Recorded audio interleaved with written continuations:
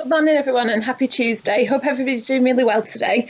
Huge well done for everyone who sent through their grids from yesterday with their coordinates on. You worked incredibly hard with that, and we're going to have a look at that again in today's lesson. But just before we move on to looking at coordinates and position and direction, we're going to recognise and remember and use odd and even numbers.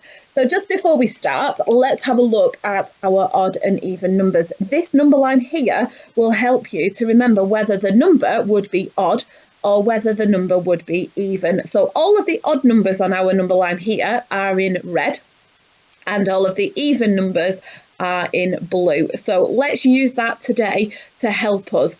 So we're going to start with the number 58, just one that I've come up with here. So we're going to look at the number 58, and we need to concentrate on this number 8 here in the ones column. Now that number 8 there is actually an even number because the 8 is there. So that means that 58 is in fact even. So to generate the rest of your numbers, we're going to use a virtual online dice, or if you've got your own dice at home, you could use those as well. Now, the reason I've chosen this one is because you can change the number of sides of your dice. So I've chosen 9 at the moment, but I could choose 6 or I could choose 12. It's absolutely fine as to which one do you want to.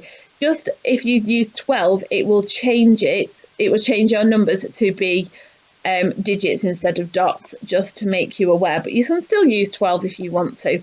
So I'm going to go back to 9, and then I can change the number of dice as well. Excuse me. So I'm going to start with 2 dice, and then I could increase it to 3 dice if I want to. So I'm going to make the number, this time I've made the number, excuse me, 81. So just by counting the dots, I've made the number 81. So I'm going to put 81 in my book, and then I'm going to decide whether 81 is in fact odd or even. So again, I look at the digit in the ones column here. So the digit in the ones column is 1. So I look along my number line, and 1 is red. So that means that 81 is in fact an odd number. Let's have another go at this. So roll my dice again.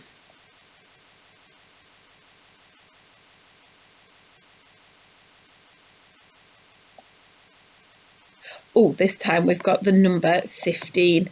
So I will write that in there because I've 1 in the tens column and 5 in the units column.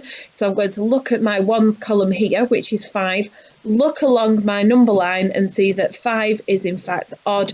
So the number 15 is odd. So have a go at that this morning. Roll your dice and come up with some numbers and see how you get on finding out whether they are even or odd.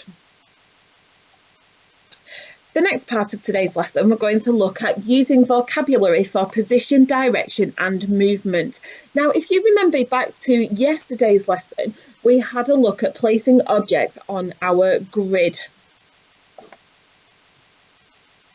And we had a grid that looked like this. So we placed all these objects onto the grid, and then we found the position of those objects by placing the objects on the grid, going along the bottom to find the coordinate of the letter first, and then going up the side to find the coordinate of the number.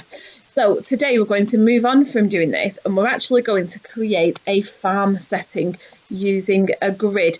Now your grid will be the same as it was in yesterday's lesson. So you might have this grid which is up to the letter I and up to the number 7, or you might have a completely blank grid, or you might have a slightly smaller grid. And you're going to turn your grid into a farm. So you're going to make your grid look like mud puddle farm.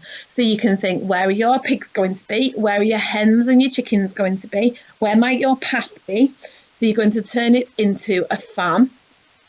And then you are going to tell everyone the coordinates of the objects on your farm. And here is my farm. So you can see that I have blocked out different coordinates on the grid to show the farm and the layout. I could also use brown if I wanted to create tracks. So I'll just show you, or we'll use grey to create a farm track. So I could have a farm track going along here up to the pigs, going across here and going up to the kennel so that we can get to Jigger, and round the kennel to get to the cows. So you can see the path that I am making around the farm. So make your farm as creative as you want to. And then what we need to do is we need to work out the coordinates for each area of the farm. So we'll start with the kennel. So the kennel, the coordinates of the kennel here, we look along the bottom to the column, which is A, and then we go up the side and it starts at A6 and it finishes at A7. So the kennel is A6 and A7.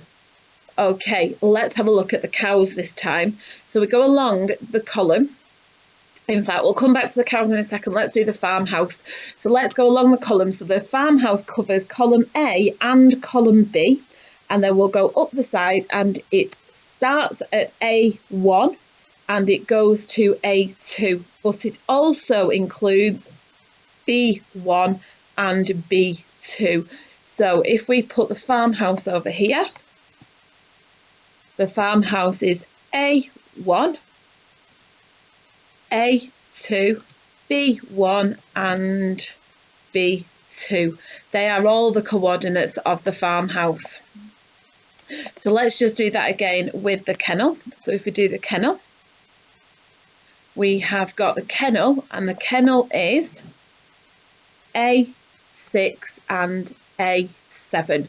So you're going to create your farm to look like my farm here, and then you're going to write a list of coordinates for the different areas. Now your barn or your farmhouse or your the places where your animals live could be any size. They don't have to be the same size as mine. Just make sure that you fill in the coordinates that your areas of your farm cover.